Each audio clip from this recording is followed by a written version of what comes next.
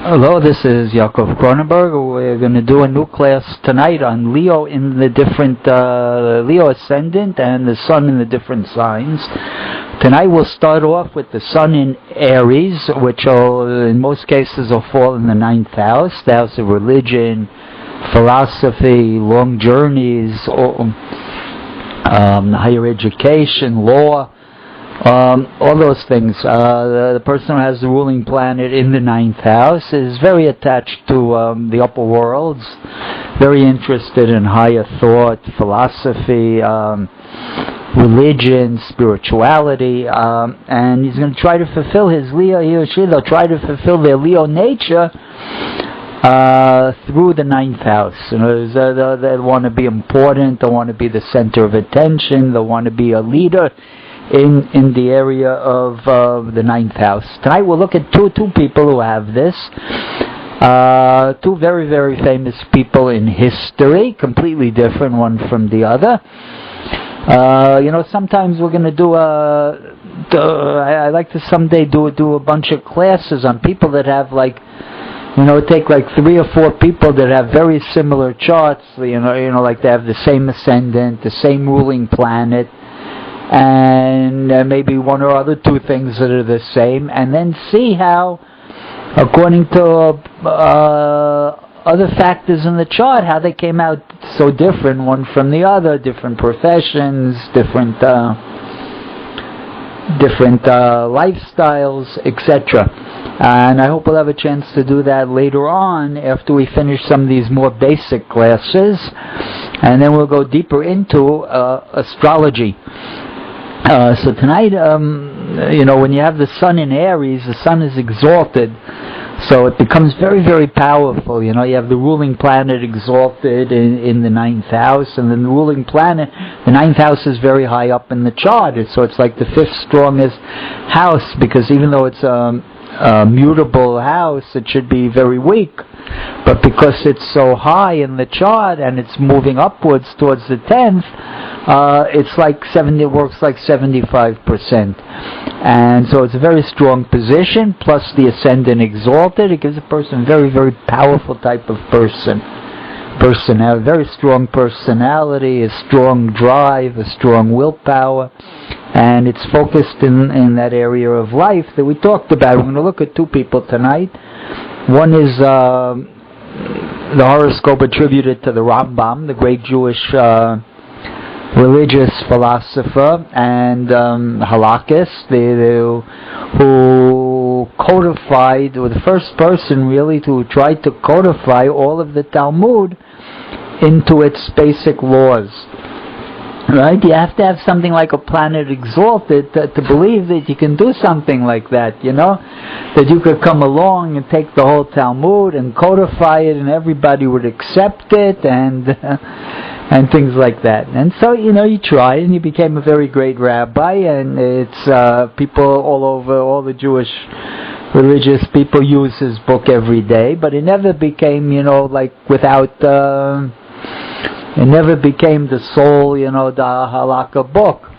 There's other books too, and eventually the book of the halakha today goes according to the Shulchan Aruch, and he used the Rambam plus 2 or 3 other rabbis, and then they decided, the halakha. But the Rambam didn't, conquer everything, but he tried. That's the very powerful Sun with the exalted as the ruling planet in the 9th house. He wanted to become the rabbi, the codifier. And if you look at his chart, I don't want to go too much away from, that we're just talking basically about the ruling planet. But you see, he had 4 planets in the 10th house, which made it an incredibly powerful chart. And those 4 planets are in Taurus. And you have to know, people who have a lot of Taurus, they like to write big books. You'll see, if you look at charts, when you get to people that got 4 or 5 planets in Taurus, and they become, big writers and stuff. And they like to, codify and expound new theories. Taurus is very, very creative.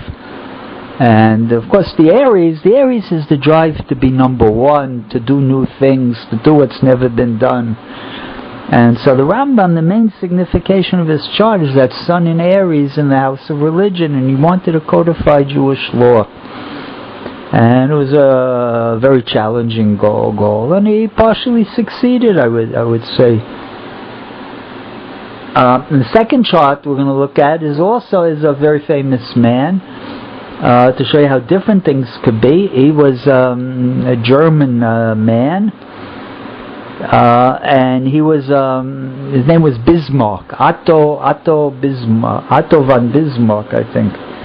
And he was called the Iron Chancellor. For 30-40 years he ruled over Germany, and while he was head of Germany, he kept all of Europe at peace, all the countries, and he was called the Iron Chancellor. And again, the very powerful ruling planet of the sun in Aries. He was a lawyer, right? So much more secular. He was also religious, but it came out of much more, his career was, he was a lawyer. Again, a ninth house indication, and he went off into to be a diplomat. He always wanted to be a diplomat, and then eventually became the leader of his country.